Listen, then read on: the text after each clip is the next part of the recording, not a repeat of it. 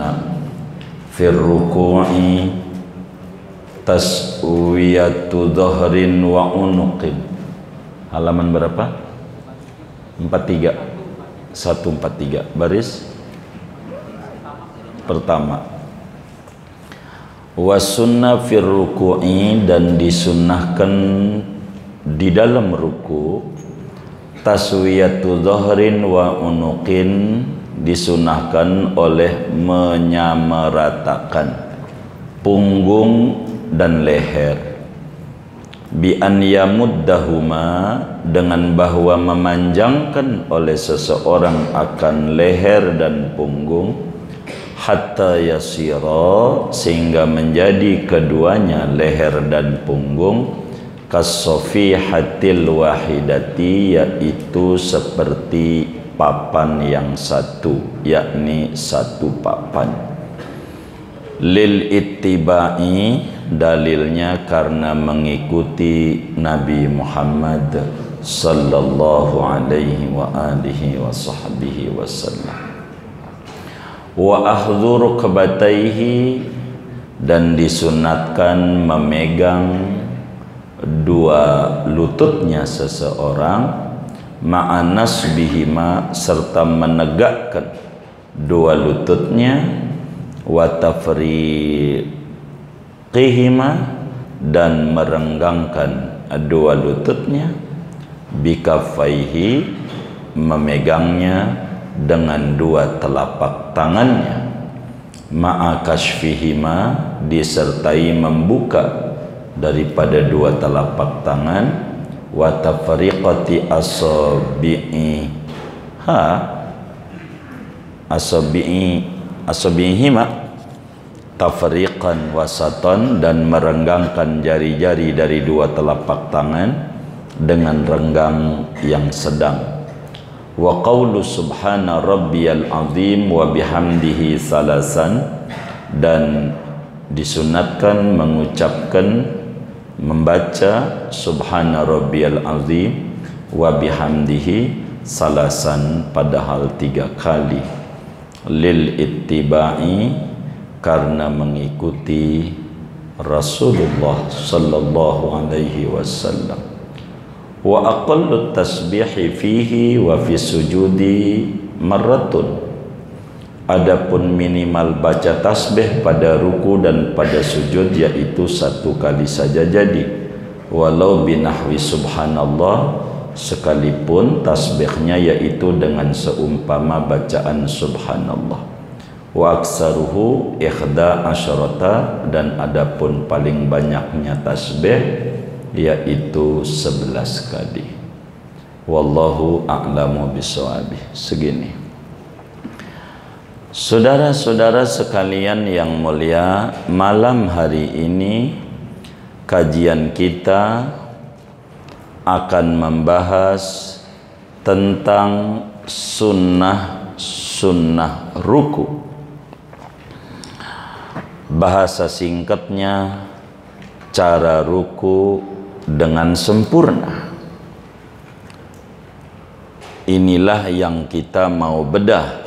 Pertemuan sebelumnya kita membedah minimal ruku. Berarti malam hari ini kita akan membedah ruku secara sempurna. Sebetulnya saudara, sunnah-sunnah di dalam ruku jumlahnya banyak. Fathul Muin nampak menulis ada 6. Meski di luar ini beliau banyak menyebutkan. Jadi sehingga sunnah-sunnah ruku itu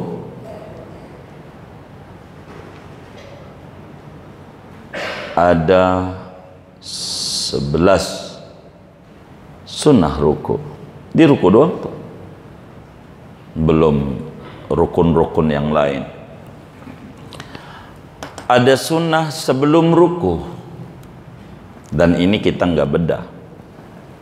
Sunnah sebelum ruku yaitu takbir, membaca Allahu Akbar sampai lempeng ruku, barnya tuh.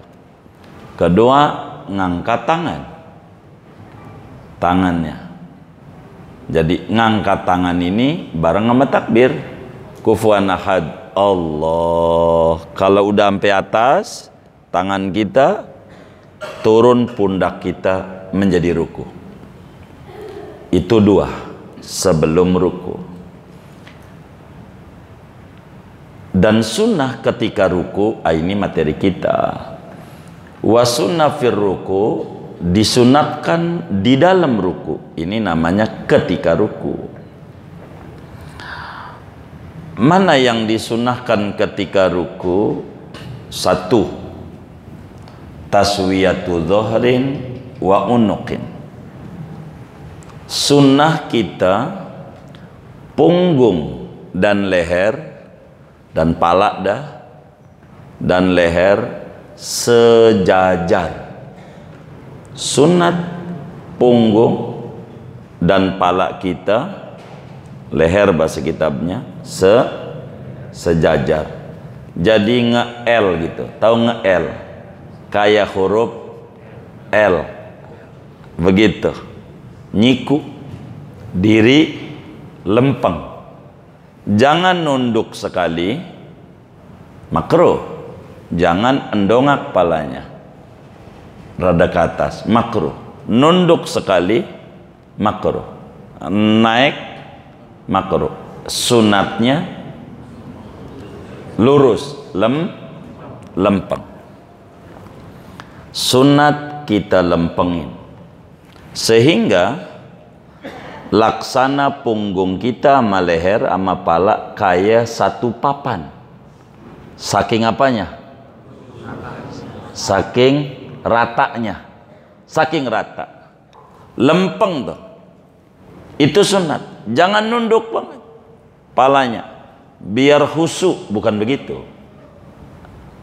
Nabi juga khusyuk tapi nggak kayak begitu. Lempeng.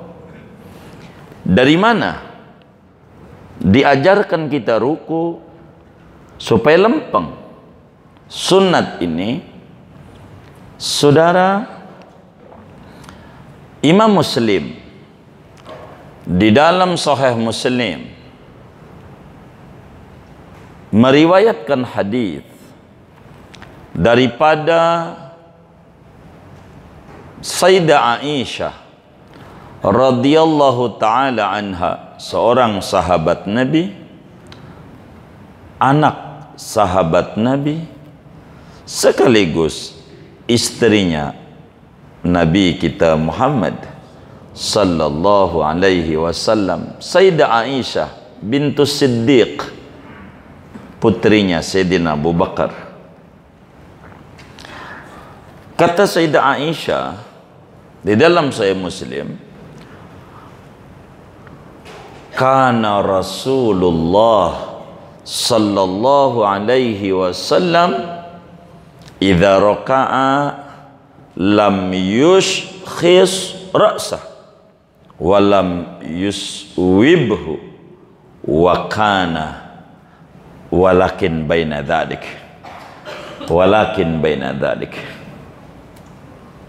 Kata Sayyidah Aisyah radhiyallahu ta'ala anha, ini sahabat hebat, 1210 hadis beliau ajarkan kepada umat. Salah satunya cara ruku sempurna.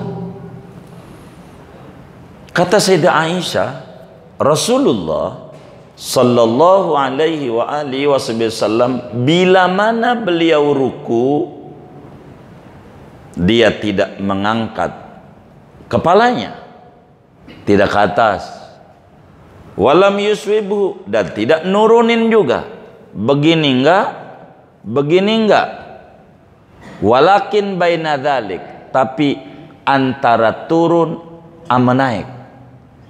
Turun kagak, naik kagak, berarti datar. Datar tuh bahasa kitabnya taswiyatu dhahrin wa unuqin, itu bahasa kitab. Begitu, fikih namanya. Hadisnya begitu. Jadi madhab itu adalah ajaran Rasulullah. Tidak ada yang nggak keluar daripada Nabi Muhammad sallallahu alaihi wa alihi wasallam. Maka kita kudu bermadhab. Itu ikut Nabi semuanya. Tidak ada yang nggak ikut Nabi. Nggak ada. Semuanya ikut Nabi Muhammad sallallahu alaihi wasallam. Pertanyaannya, kenapa tidak mau mengarang kitab Imam Syafi'i dengan judul Sifatus Salatin Nabi, tata cara solatnya Nabi Muhammad?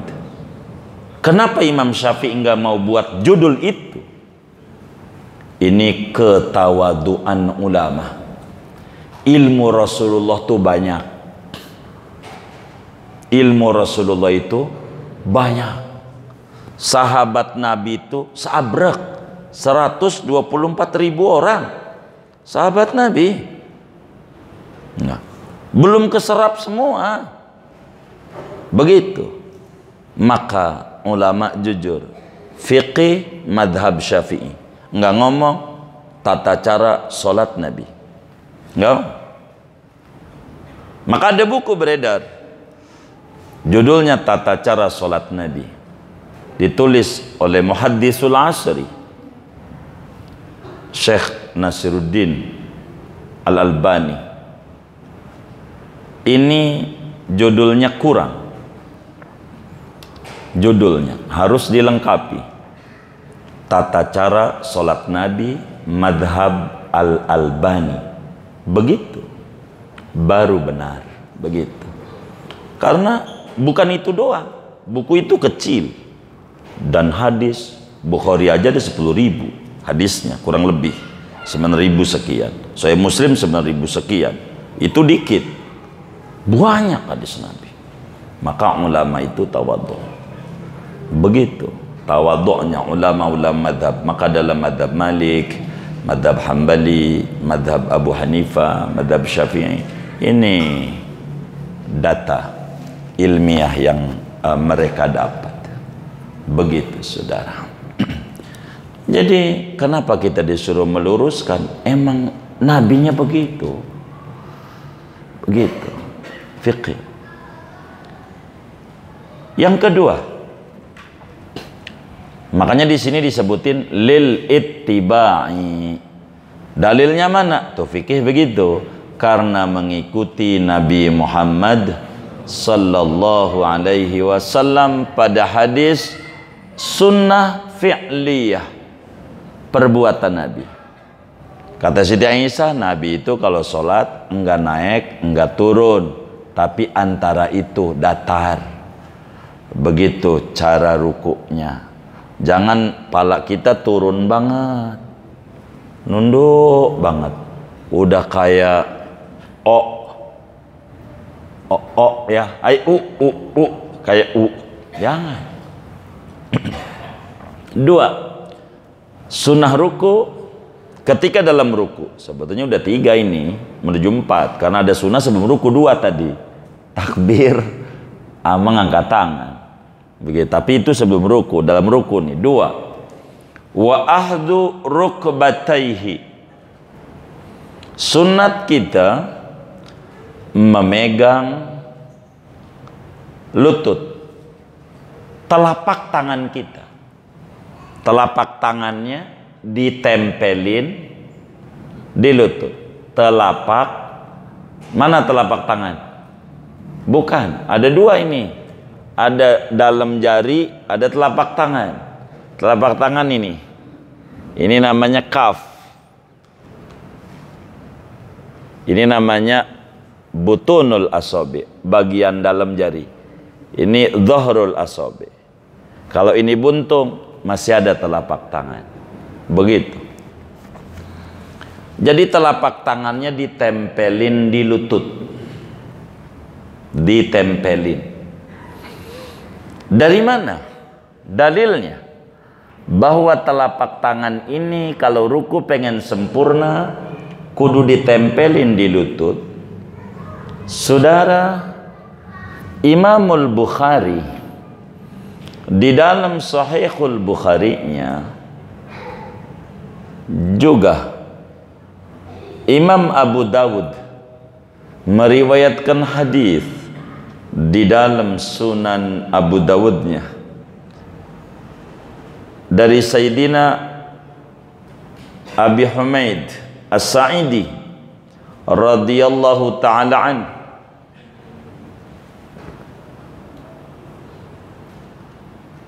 kata Abi Humaid As-Sa'idi, ra'aitun nabiyya sallallahu alaihi wasallam yarka'u famakkana yadayhi min rukbatayhi, wa fi lafdi Abi Dawud wa wada'a yadayhi ala rukbatayhi.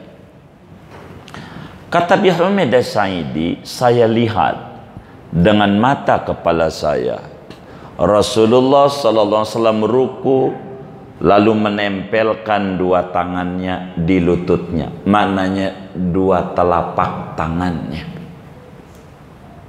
ditempelkan. Maka tafsir hadisnya Abu Dawud meriwayatkan fa wada'a kaffaihi ala rukbatayhi, meletakkan Nabi dua telapak tangannya di atas dua lututnya. Nempelinnya maren enggak ditempelin enggak apa-apa, cuman makruh. Maren tuh ini ngomongin sempurna, ruku si telapak tangannya ditempelin di di lutut, di lutut. 3, ma'anasbihimah. Yang ketiga, kalau ruku kita pengen sempurna, didirikan dua lututnya. Lutut kitanya diri lempeng, jangan rada nekuk. Lempeng, diri tegak lututnya. Kenapa? Karena diri tegak dua lutut itu sangat membantu menuju sejajarnya punggung dan leher. Dengan diri tegak lurus akan memudahkan punggung dan leher sejajar. Ma la yatimmul wajib illa bihi fahuwa wajib. Demikian ma la yatimmul mandub illa bihi fahuwa mandub. Dalam kaidah fikih Imam Suyuti di dalam Al-Asbah wan Nadzair, sesuatu yang tidak sempurna, yang wajib kecuali dengan mengerjakannya, maka menjadi wajib pula. Barang yang wajib nggak bisa kecuali harus melalui itu, maka itu wajib juga. Menegakkan keadilan wajib supaya adil bagi semua masyarakat, menghilangkan kezaliman, wajib adanya. Bagaimana caranya? Memilih pemimpin. Maka di dalam kitab Zubad, wa wajibun linnasi imamun yansibu, wajib manusia mengadakan pemimpin. Bagaimana? Bila negara itu memilihnya ada namanya pemilu, maka nyoblosnya hukumnya wajib. Kita dilarang golput agama. Kenapa? Mimbabi ma la yatimul wajib illa bihi fahuwa wajib. Begitu. Begitu juga ma la yatimul mandub illa bihi fahuwa mandub. Yang sunat bila enggak sempurna kecuali harus mengerjakan itu, maka menjadi sunat adanya. Tadi kita sunat sejajar antara punggung dan leher. Ini menuju sunat ini enggak bakalan maksimal kecuali harus tegak. Maka tegaknya juga hukumnya sunnah. Karena itu membantu kepada yang sunat ini. Keempat, wa tafriqihima. Sunat kita orang dengkulnya renggang aja, sejengkal dah. Jangan diadu dengkulnya, jangan diadu. Ada orang lahir dengkulnya ngadu, jangan diomong yang ini, jangan. Ini namanya keluar dari umum, jangan jadi rujukan. Dengkulnya renggang, jangan dipepetin. Nanti perempuan kita ajarin caranya begitu, caranya direnggangi begitu. Termasuk direnggangin juga si tangannya, jadi keteknya terbuka. Laki-laki, kalau perempuan rapat. Nanti saya sekaligus contohnya biar enak saya neranginnya, biar nggak naik turun sayanya ini, cabut pasang ini repot ini begitu. Karena saya ini takut lepas, jadi ada ikatannya juga begitu. Itu begitu, saudara. Renggang. Kalau perempuan rapat, keteknya dibuka kita. Kata perempuan, saya udah pakai Rexona, biar udah pakai, rapat aja. Kalau perempuan, ajarannya nanti kita terangin di bawah dengan dalil-dalilnya begitu. Lututnya direnggangi. Kemudian udah berapa ya? 4. 5. Sunat si telapak tangannya dibuka, jangan digenggam, jangan begini naruhnya, jangan dibuka. Kalau begini boleh aja kita taruhnya, boleh naruhnya begini. Kalau ngomong boleh, orang kagak ditaruh aja boleh. Cuman kita nggak akan sempurna meletakkan telapak tangan kalau digenggam, maka sunat juga dibuka. Udah berapa tuh? 5.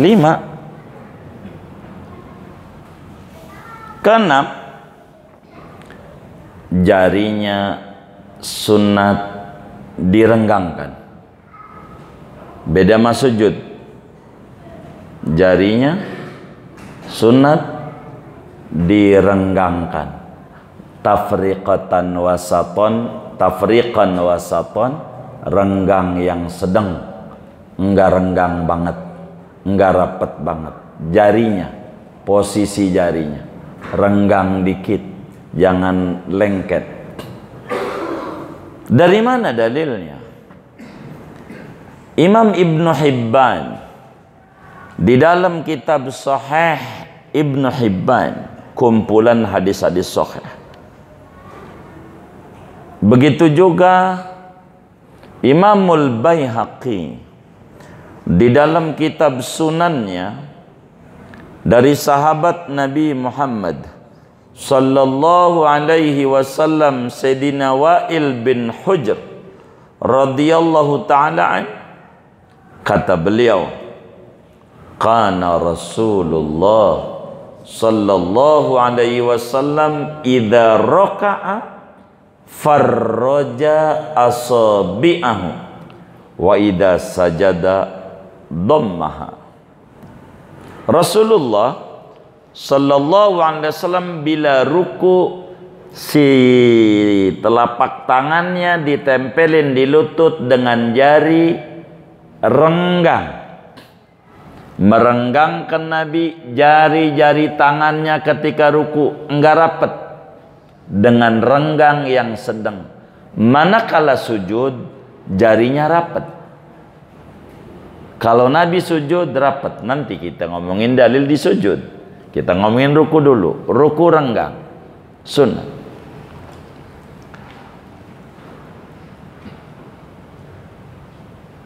Udah berapa tuh? 6. Mana lagi sunat itu di dalam ruku, jarinya menghadap kiblat. Jarinya menghadap kiblat. Itu bagaimana tuh? Jarinya ngadep kiblat. Jarinya begini. Bukan. Saudara, kalaulah saudara duduk sujud gitu, maka jari saudara ngadep kiblat. Karena diri ya nggak ngadep kiblat, ngadep bawah, lurus ke bawah. Ngadep kiblat itu ngadep bawah. Jadi kalau saudara tangannya lempeng, ini kiblatnya sono. Kalau saudara tangannya renggang banget, maka jempol ngadep selatan, utara sama si kelingking, enggak ngadep kiblat. Jangan. Diingat-ingat waktu ruku, tuh jempol ngadep kiblat apa kagak? Enggak usah yang dulu-dulu. Tadi aja sholat maghrib. Ingat-ingat. Gua sih orang pikirin. Jangan. Kita dipikirin, wong kita ikut Nabi.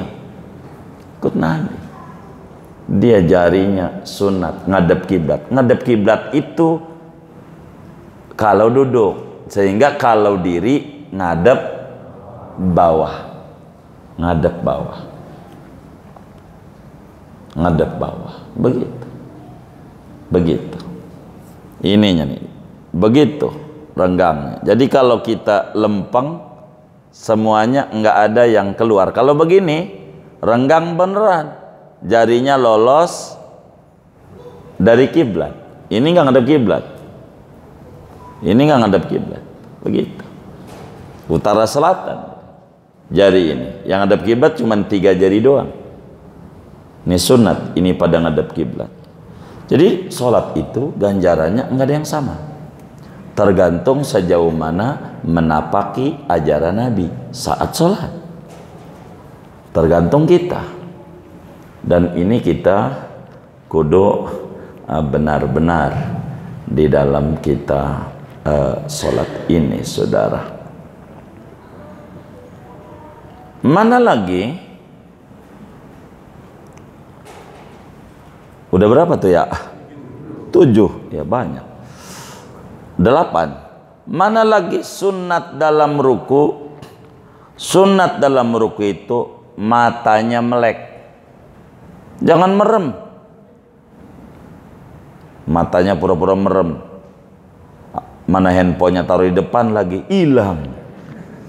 Nyalain Allah. Nih Allah gimana sih gua sholat? Ya Allah salah. Kantongin aja nggak apa-apa.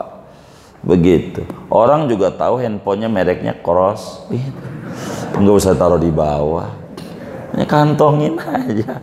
Kantongin. Nggak usah taruh di bawah, nggak usah. Kantongin aja, kantongin. Dia berkata, ini handphone barang dunia, taruh di bawah. Dompet juga barang dunia. Bagi duit, taruh aja di bawah. Hilang atau gitu.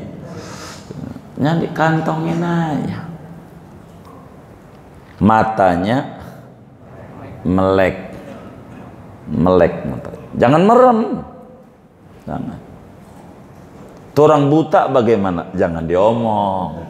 Tuh, itu jangan ditanya yang kayak begitu tuh. Dia kan udzur.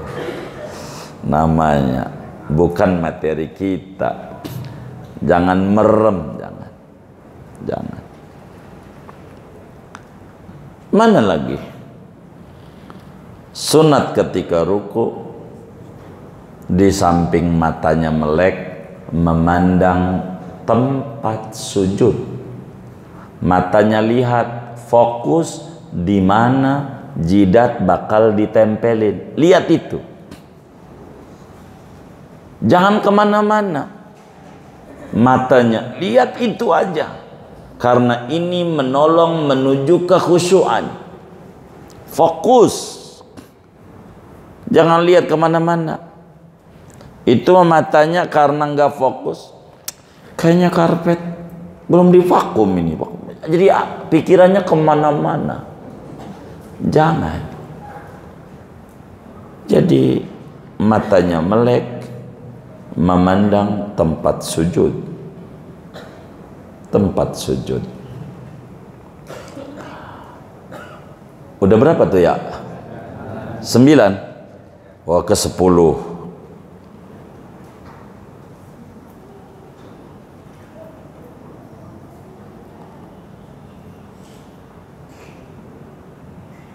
Sunat membaca zikir-zikir ruku, membaca doa-doa ruku. Mana yang paling tinggi? Di sini disebutin wa qaulu subhana rabbiyal azim wa bihamdihi salasan. Ini ada 3 sunat. Sunatnya membaca subhana rabbiyal azim. Tuh. Sunat. Surah Rabbiyal azim nih ada sunat lagi. Sunatnya ditambah habis azim wa bihamdihi. Ajaran lagi tuh. Bukan 1, 2 ajaran. Surah Rabbiyal azim sunat ditambah wa bihamdihi. Dan subhana rabbiyal azim wa bihamdihinya 3 kali. Itu ajaran lagi. Sunnah. Dari mana ajaran ini? Imam Abu Dawud di dalam Sunan Abu Dawudnya meriwayatkan hadis. Demikian juga Imam Ibnu Majah di dalam Sunan Ibnu Majahnya. Imam Ibnu Hibban di dalam Sahih Ibn Hibban. Imamul Hakim riwayatkan juga di dalam kitabnya Al-Mustadrak ala Sahihain. Bahkan Imamul Ahmad bin Hanbal di dalam kitab Musnadnya dari sahabat Nabi, panglima perang besar, muallim Quran, majelis Quran tuh halaqah Quran pertama sedunia. Namanya Sayyidina Uqbah bin Amir Al-Juhani. Udah ziarah Zari. Udah alhamdulillah. Sebagian majelis kita udah ziarah di Mesir makamnya. Sayyidina Uqbah bin Amir Al-Juhani. Panglima perang, pakar Quran. Makamnya di Mesir. Kata Sayyidina Uqbah bin Amir Al-Juhani radhiyallahu ta'ala an, lamma nazalat fasabbih bismi rabbikal azim qala Rasulullah sallallahu alaihi wasallam ij'aluha fi ruku'ikum walamma nazalat sabbih isma rabbikal a'la faqala habibunal mustafa sallallahu alaihi wasallam ij'aluha fi sujudikum. Kata Sayyidina Uqbah bin Amir ketika turun ayat surat Al-Waqi'ah ayat 74, fasabbih bismi rabbikal azim, kata Nabi, jadikan bacaan ayat ini subhana rabbiyal azim pada saat ruku Anda. Jadikan ini bacaan ruku kalian. Kata Sayyidina Uqbah lanjutan hadisnya, ketika turun surat Sabbihis Al-A'la, Sabbihis marabbikal a'la, Nabi pun juga bilang ij'aluha fi sujudikum, jadikan subhana rabbiyal a'la bacaan sujud kalian. Bacaan sujud. Bahkan dalam satu riwayat dalam madhab Imam Hambali, madhab Hambali dalam kitab apa itu Al-Bayan, syarah daripada Al-Muhaddab itu dijelaskan itu, dalam madhab Hambali wajib membaca saat ruku subhana rabbiyal azim, wajib. Enggak sah solatnya kalau enggak baca itu. Dalam mazhab Syafi'i, al-khuruj minal khilaf mustahab. Keluar daripada khilaf ulama sunat, pakai aja. Imam Ahmad wajib, dah kerjain sunat. Kita menghormati sunat. Biar kita dikata sah juga sholatnya oleh Imam Ahmad. Baca Subhana Rabbiyal Azim. Wa bihamdihi, tidak ada dalam riwayat itu, sehingga wa bihamdihi pada riwayat yang lain. Imamun Nawawi di dalam kitab Tahqiq menjelaskan sunat ditambah wa bihamdihi. Jangan enggak. Salasan sunat membacanya 3 kali. Dari mana nih 3 kali? Imam Tirmidzi di dalam Sunanut Tirmidzi meriwayatkan hadis. Juga Imam Abu Dawud di dalam Sunan Abu Dawudnya, Imam Ibnu Majah dalam Sunan Ibnu Majahnya dari sahabat Nabi Sayyidi Abdullah bin Mas'ud radhiyallahu taala an. Kata Ibnu Mas'ud, qala Rasulullah sallallahu alaihi wa alihi wa sahbihi wasallam, idza raka'a ahadukum faqala fi ruku'ihi subhana rabbiyal azim salasa marrat faqad tamma ruku'uhu.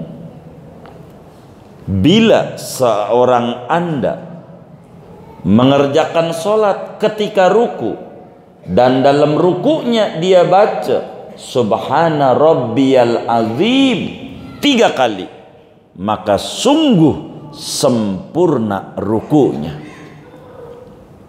Dari sini ada madhab, namanya madhab Imam Ishaq bin Rahuyah, di luar madhab 4. Wajib 3 kali, kurang dari 3 solatnya tidak sah. Kata Imam Ishaq bin Rahuyah. Syekh Nawawi Al-Bantani tulis di pinggirnya kitab Nasoihul Ibad, kalau tidak salah namanya Mawahibul Madaniyah, tentang Syu'abul Iman. Madhab Ishaq bin Rahuyah wajib 3 kali. Makanya Fathul Muin bilang udah baca Subhana Rabbil Azim bihamdihi 3 kali. Imam Ahmad nyuruh itu kudu bacanya, Ishaq bin Rahuyah nyuruh 3 kali. Tapi 3 kali ini saudara adalah sempurna. Itu maknanya apa? Minimal sempurna. Untuk kita ruku, kalau sekedar jadi baca tasbih 1 kali. Tapi kalau minimal biar sempurna ruku kita, tasbihnya 3 kali. Subhana Rabbiyal Azim wa bihamdihi. 3 kali. 3 kali itu 3 balikan. Jangan Subhana Rabbiyal Azim 3 kali, jangan. 3 balikannya 3. Begitu saudara. 3 begitu. Minimal 1 kali jadi. Minimal sempurna berapa? 3 kali. 3 kali. Maksimalnya sesuai bilangan maksimal taraweh. Taraweh. Witir. Berapa witir? 11. Maksimalnya 11. Jadi 3 kali bukan harga mati. Sebab Sayyidina Hudzaifah Al-Yamani meriwayatkan hadis. Kata beliau, "Shallaitu ma'a Rasulillah sallallahu alaihi wasallam dzata lailatin wa fihi summa raka'an nabiyyu faja'ala yaqulu subhana rabbiyal azim fakana ruku'uhu nahwan min qiyamih. Kata Sayyidina Hudzaifah al-Yamani, saya pernah salat bersama Rasulullah sallallahu alaihi wasallam. Hudzaifah kalau salat demennya lama. Demennya lama kalau salat.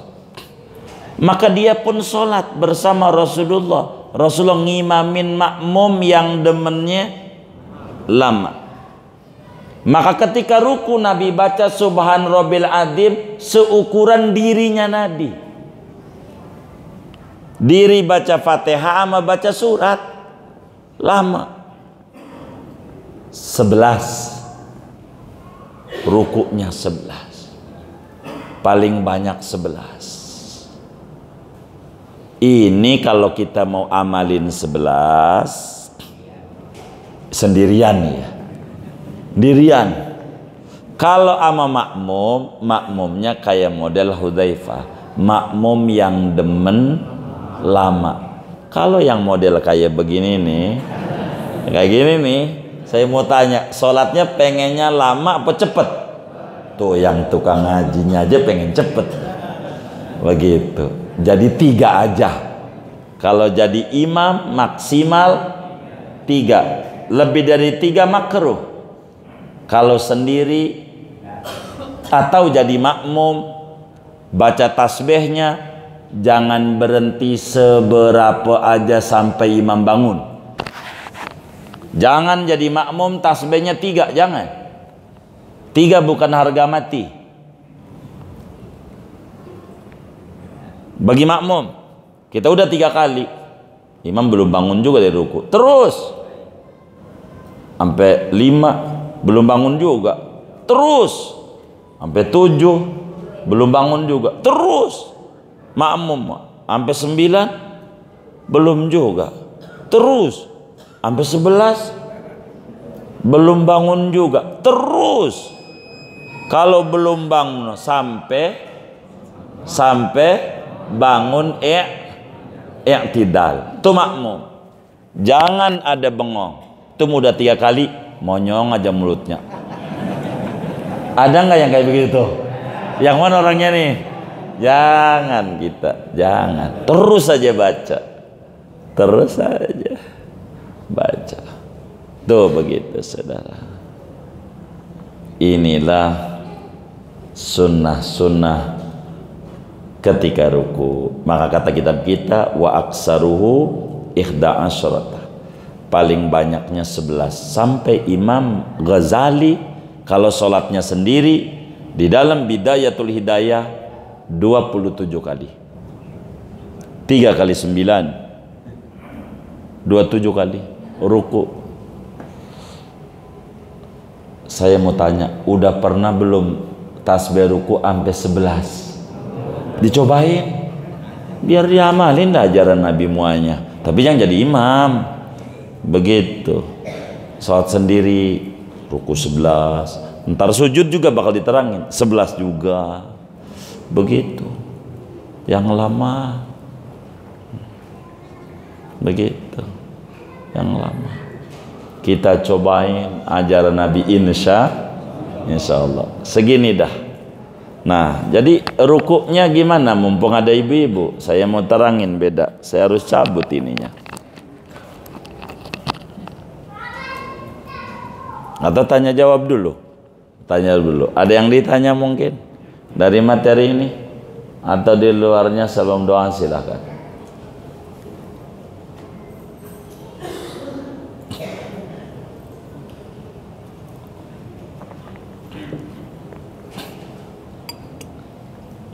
Kalau udah paham, kita langsung nerangin ruku, praktek ruku.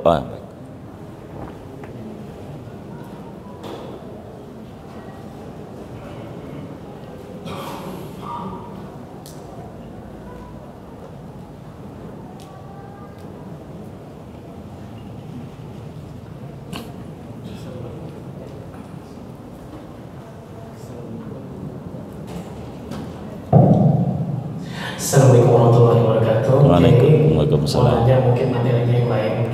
Kebetulan di musola kami itu ada sumbangan baru untuk pintu, sedangkan pintu lama itu masih bagus. Apakah boleh dijual pintu yang lama itu, sedangkan itu merupakan infak dari orang lain gitu lah. Oke. Ya, terus yang berikutnya, kalau ada saat kita sujud terakhir dalam jemaah, ada yang lama sujudnya padahal imam sudah bangun, apakah diperbolehkan mungkin dia entah apa yang didoakan itu bagaimana kayak itu aja. Assalamualaikum warahmatullahi wabarakatuh. Waalaikumsalam warahmatullahi wabarakatuh. Bagaimana ada orang ngasih pintu di satu masjid atau musola begitu, sementara pintu yang ada juga masih bagus, apakah kemudian boleh dijual? Ini namanya memanfaatkan barang wakaf. Apa hukumnya menjual barang wakaf itu? Gitu. Maka saudara, bila semacam tikar tadi pintu dan seterusnya, kipas angin, apa saja, ini bagaimana terkait barang-barang wakaf ini? Di dalam mazhab Syafi'i, Al-Imam Jalaluddin Al-Mahalli di dalam kitabnya Kanzur Raghibin, syarah daripada Minhajut Talibin, atau di dalam Hasyiah Umairah Qalyubi wa Umairah pada jilid 3, dijelaskan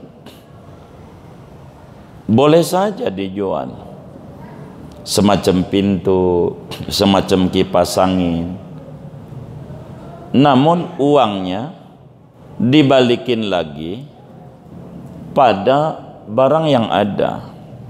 Contoh, kipas angin, masjid ada kipas angin, orang wakaf, ada yang ngasih kipas angin baru, lebih bagus, gede lagi, sama pengurus kira-kira yang kecil tuh, dibiarin apa dicopot? Kalau dicopot ditaruh di gudang, dapat ganjaran gak yang wakaf? Hah? Enggak. Jadi sodako jariah enggak? Udah mandak, enggak jariah, enggak ngalir. Gitu, mandak di gudang. Ini bagaimana? Dengan mandak itu ganjaran kagak. Jadi digimanain? Jual aja. Enggak apa-apa dalam mazhab Syafi'i. Jual. Itu si kipas angin, duitnya untuk beli kipas angin lagi biar enggak keluar dulu dari niat wakafnya. Yang baru tuh diselipin hasil jualnya berapa, beliin yang baru itu, nambahin. Kalau nggak bisa juga model begitu, beli semen ketika ada yang rusak, masukin ke situ. Jangan ditaruh di gudang. Kalau ditaruh gudang, nanti masjidnya bikin ruangan lagi khusus gudang, gudang mulu, nggak habis-habisnya. Boleh saja, kayak pintu tadi dijual, uangnya disimpan untuk betulin pintu lagi yang rusak. Mana pintu yang rusak? Kalau kemudian semuanya bagus, masih lama ini supaya manfaat, ya beliin apa? Kipas. Jadi wakaf orang ini terus mengalir, terus mengalir. Itu dijelaskan di dalam mazhab Syafi'i, semodel itu. Nah, ada di banyak kitab lah, tapi yang paling itu saya ingat itu di Kanzur Raghibin, itu dijelaskan kurang lebih demikian. Kemudian apa tadi? Sujud lama. Bagaimana ada orang makmum sujud lama, husnudzon saya tidur kayaknya, begitu. Sebab saya nggak tahu dia baca apa kan, wallahu alam juga kita nggak ngerti ya kan. Gitu, tanya aja memang sujud ya kan. Waktu ditanya dia lagi sujud, diem aja. Jadi ya nggak apa-apa sih, nggak apa-apa. Sujud lamanya tuh nggak apa-apa, boleh saja begitu, boleh, nggak apa-apa. Tapi tasbih 3 kali. Husnudzon kita dia ketiduran, merem kayaknya, kurang dengar, mungkin begitu. Husnudzon, wallahu a'lam. Sudah ya, Udah? Iya, baik.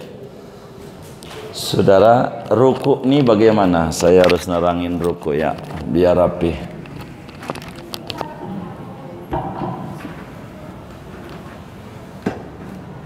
Ibu-ibu lihat, saya bakal bedakan kiblatnya sono ya. Kiblatnya sono ya. Jadi kita mau ruku, kufuan ahad, ya kan? Kufuan ahad. Ini sunnah sebelum ruku. Allah. Kalau udah tegak, kita turun. Kalau belum tegak, baru Allah. Jangan turun. Ini tangan ini belum sampai kuping. Jangan turun. Tegaknya ini sampai kufuan ahad. Itu ruku nih. Allah. Kalau udah tegak nih, baru kita turun si tangan. Jangan baru segini. Ini dibuka. Ibu-ibu jangan begini. Ibu-ibu ngesotnya begini aja. Ini ibu, keteknya ditutup. Ibu-ibu, tangannya begini. Allah. Nah, kita bapak-bapak dulu satu-satu ya. Ntar ibu-ibu biar enak. Jadi kufuan ahad Allah. Pas sudah Allah baru turun. Nih, tangannya dibuka, tangan. Jadi ininya ngongkong. Ininya ngongkong. Nih bapak-bapak dulu ya. Tuh. Ininya nih telapak tangan ditempel. Jarinya begitu. Jangan begini. Kalau begini tuh contoh kita sujudin. Tuh. Keluar tuh dari kiblat. Jadi biar jarinya ada kita. Rukunya. Ininya renggang tuh tadi. Renggang. Ini dibuka. Tuh. Jangan begini. Menunduk namanya, palanya turun. Makruh. Begitu. Jangan juga palanya dongak ke atas punggungnya. Jadi lempeng. Maka untuk ngebantu lempeng tuh inilah dengan kuping. Maka bakal lempeng dengan sendirinya. Tuh begitu. Matanya lihat tempat sujud. Ini bapak. Jadi lempeng ya. Begitu si punggungnya. Jadi kalau dikasih ember enggak tumpah. Itu patokan. Jangan juga begini, jangan. Sampai lewat lutut. Jangan. Makruh. Kalau ibu-ibu begini, ini mumpung ibu-ibu lihat. Tuh tangannya begini, ibu. Jangan begini. Rukunya ngurangi ganjaran ibu. Tangannya nempel aja. Nih, dia nggak boleh jauh tangan ini dari keteknya. Allah, ibu-ibu. Ininya rapat kakinya. Ibu-ibu. Dengan sendirinya, udah diatur. Nih ibu-ibu, ininya rapat, tangannya rapat. Kalau laki-laki renggang. Begitu. Ini ruku, ininya tempel. Kalau minimal kemarin nggak nempel nggak apa-apa. Begitu. Minimal yang kemarin. Begitu. Jadi ininya lempeng. Jangan sampai lewat tangannya, lewatin lutut. Di betis. Ya. Bagaimana orang yang tangannya pendek? Jangan dibicarakan. Begitu. Itu namanya di luar materi kita. Kurang lebih demikian. Wallahu a'lam.